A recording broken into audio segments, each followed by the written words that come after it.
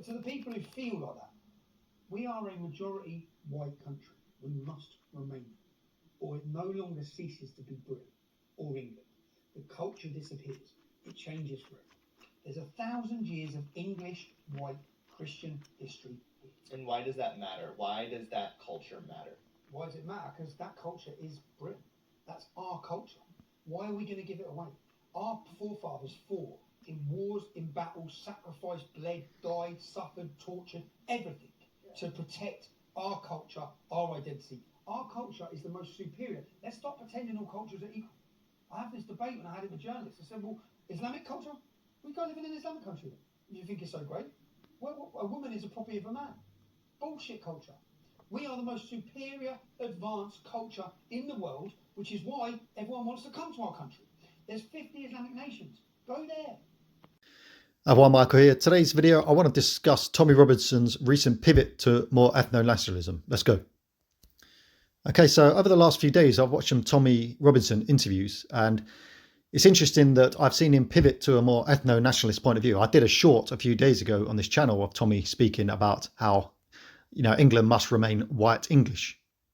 And I watched an interview with him of Liam Tufts yesterday, and he was asked about, the sort of disagreements he's had with the ethno-nationalists. And I was a bit concerned because at the moment, the ethno-nationalists make far more sense than the civic nationalists. And I was a bit concerned that he was going to go on the attack against the ethnos. But thankfully, he said, well, I've had trouble with them, but they are right in terms of the fact that we must remain English, white English country, and that the demographic replacement is a disgrace. And to be fair, I think his position has been misunderstood. His position has always been, he grew up in a very diverse part of the country, such as myself, and he doesn't like it when people are told, like, you have friends from childhood who'd said, you're being straight deported, which is true. And he's sort of said some civic nationalist type things, though I don't think he's necessarily always advocated for civic nationalism completely.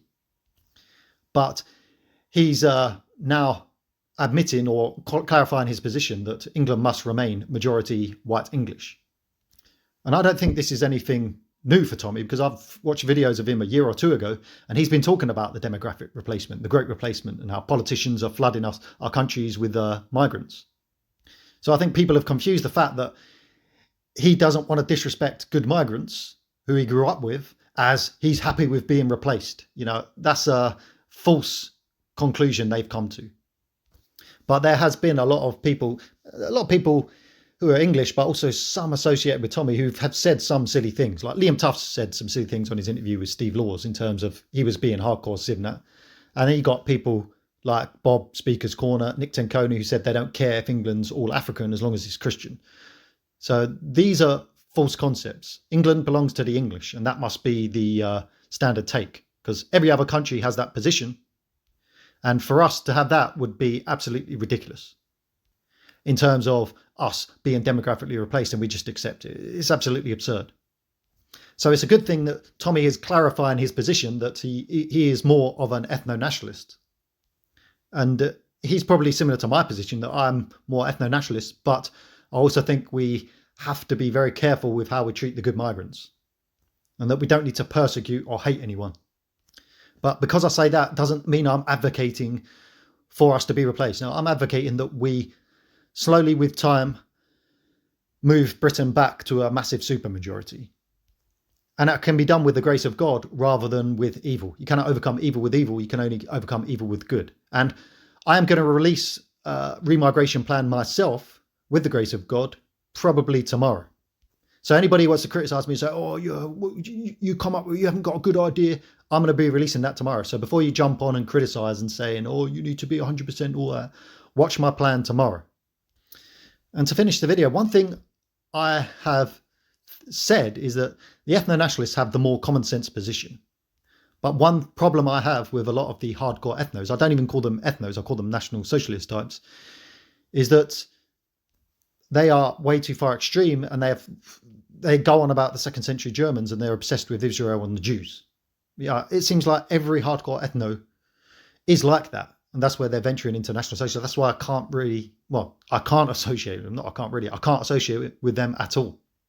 And it's interesting that a lot of them are still not willing to accept Tommy or his position now. And that they're still like, I'm still a traitor, still an Israel puppet. But this is why we can't trust them, because they're living in a world of delusion. And the interesting thing is they'll accuse Tommy of being Israel first, which is ridiculous. Because he has some sympathy for Israel in their battle against Islam that we have, doesn't mean that he prefers Islam. He prefers Israel over the English. It's stupid. But what I've found is these National Socialist ethnotypes, they're not English first. They're anti-Israel first. You know, their ideology is hating the Jews. And the grave sin that Tommy has made is that he doesn't hate Israel and the Jews. And unless you have that ideology, you will not be accepted in their circles. If you come in and say, yeah, I'm here to save the country, and yeah, I don't have any major problems with Israel and the Jews, you will be thrown out. So they're not English first. You know, Tommy is a massive benefit for the English, especially now he's clarified that he is for restoring or making England white English. So before you could criticize him for say that because that's a legitimate criticism we can't really replace. But now he's completely on board. There's no reason for them to disavow him. But once again, his grave sin is not hating the Jews. And most of them are basically crackpots. You know, they're all down the road of Candace Owens. And a lot of them, especially the young, they're victims of propaganda. You know, a lot of the young lefties think they're super smart and they can't be wrong. Communism is the answer. Now the Zoomers are going the other direction. A lot of young Zoomers are falling for the far right and National Socialist sympathising. But they've just been propagandised. And in 5-10 years, they'll look back and realise, God, what the hell was I talking about? And this is what happens when you follow low IQ influencers like Candace Owens or Sneeko, Andrew Tate, these type of people. They have no wisdom. They have no grace of God. They're just doing it for clout and money.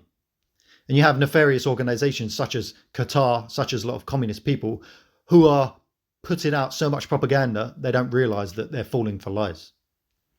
Because I have studied these subjects in great, great detail. All the Israel stuff. I've looked into all the conspiracy theories because when I first woke up, everybody gets into all the theories. So I looked into them all, and 15 years, I've gradually learned with time how to discern the truth. Because I'd self-admit, I fell for a lot of these theories. And thankfully, I didn't have a social media. Because if I had to look back at some of the stuff I believed, I would be totally embarrassed. So what I'm suggesting to young people now is listen to smart people. Don't trust anybody. Always think you're being propagandized and have an open mind. And be willing to change your mind. I keep changing my mind on certain subjects if I come up with new evidence. But don't feel like you have to fall and become a National Socialist sympathiser and believe in all this whack job stuff. Just come and join sensible, wise people who are going to make England better. Such as Rupert Lowe, Ben Habib, Tommy Robinson, now he has pivoted. Probably people like Carl Benjamin and people like that. You don't need to fall for this crazy extreme and go, yeah, I'm super smart because I'm noticing stuff. No, you've been propagandized and you don't have a clue what you're talking about. And you're spiritually under the control of darkness. And to clarify, this doesn't mean that I have any special positivity towards Israel. You know, I don't believe that they're God's chosen people. I don't believe in the Abrahamic faiths. I believe in the spiritual, eternal truth of the Logos that has been spoken throughout all of time in every spiritual religion. Or spiritual tradition, shall I say. You know, Marcus Aurelius spoke of it. They spoke of it in early mystic Judaism, mystic Christianity. Christ spoke of it. It's in Hinduism, it's in Buddhism. The Logos has been present throughout all our time. And we're made in the image of God. So that spirit and that wisdom will always come through the world, no matter what age and time we're living in. Okay? So that's part of my video today. I want to clarify things of Tommy Robinson and the civic and ethno-nationalist debate and how Tommy's pivoting. That's a good thing. Comment below if you have any comments, like the video and share it please to hit the algorithm, because at the work of the Logos we want to use the power of the Spirit to help the United Kingdom in this coming year, because it's going to be a tough year, but we can make positive things with the power of the Spirit. God bless everybody today. Goodbye.